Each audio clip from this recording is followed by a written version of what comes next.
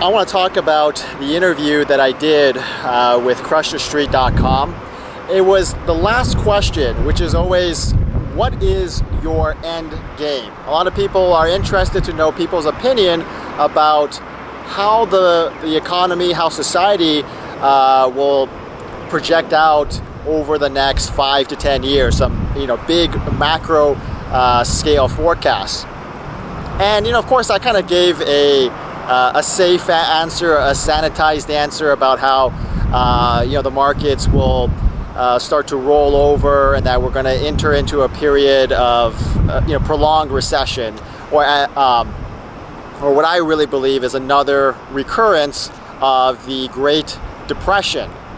But that really isn't what, in my heart of hearts, what I think is going to happen is far more bearish than what I indicated in that interview. I mean, if you really want to know, and this is just kind of between you, me, and whoever else is watching this video, but if you really want to know what I truly feel what's going to happen in a macro scale time frame, I think we're going to have another revolution, something similar to what we experienced in the French Revolution.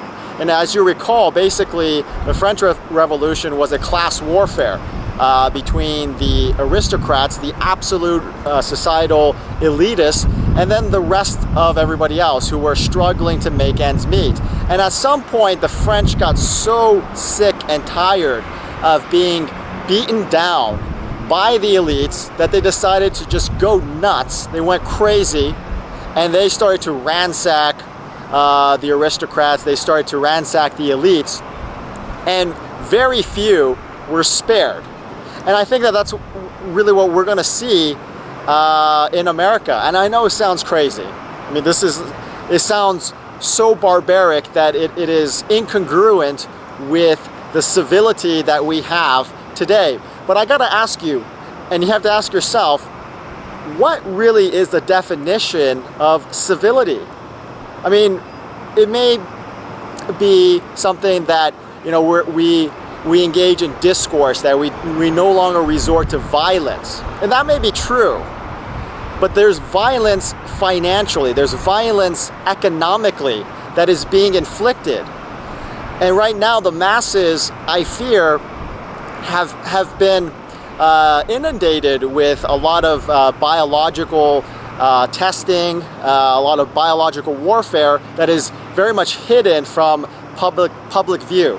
And of course I'm talking about the fluoride in the water, the GMOs, all kinds of chemicals that are slowly introduced into our drinking water or into our food resources. And I think that has contributed to a mass mental and emotional degradation and integrity of the people. And I think this is not just what's occurring in America. I think this is occurring all over the world. A lot of people now are being pacified and allowing the elites to just roll them over economically, financially.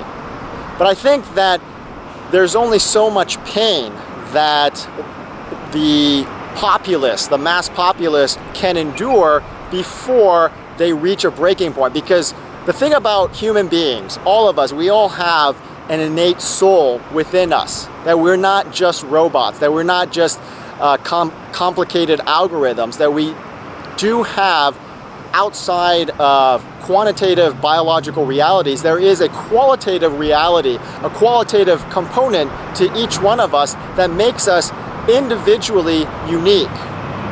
And we also respond in ways that are dynamic and unpredictable. And I believe that too much pain, too much frustration, too much oppression will then lead to a mass breaking of that spirit, where people say enough is enough.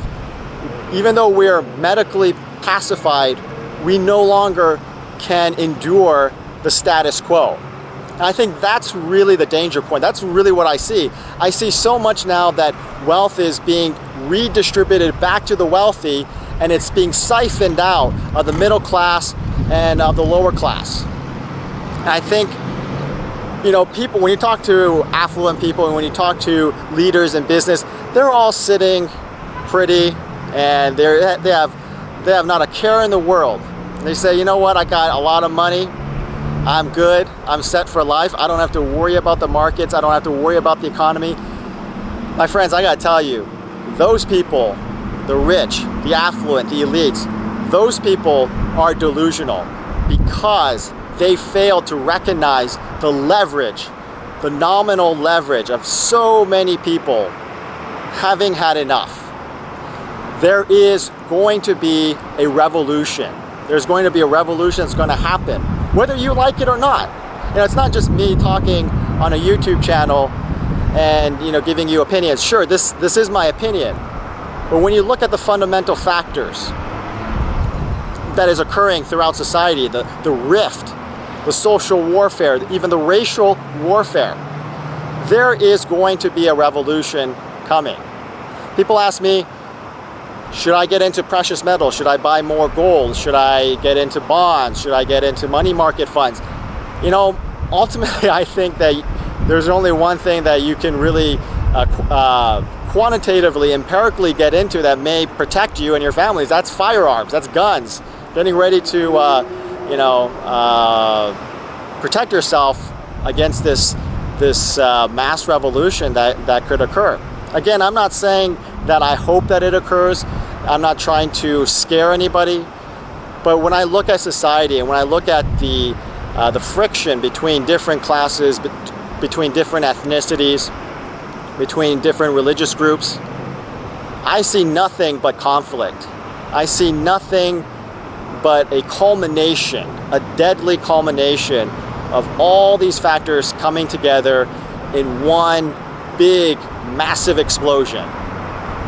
And I'm just saying that whether anybody likes it or not, it's gonna happen.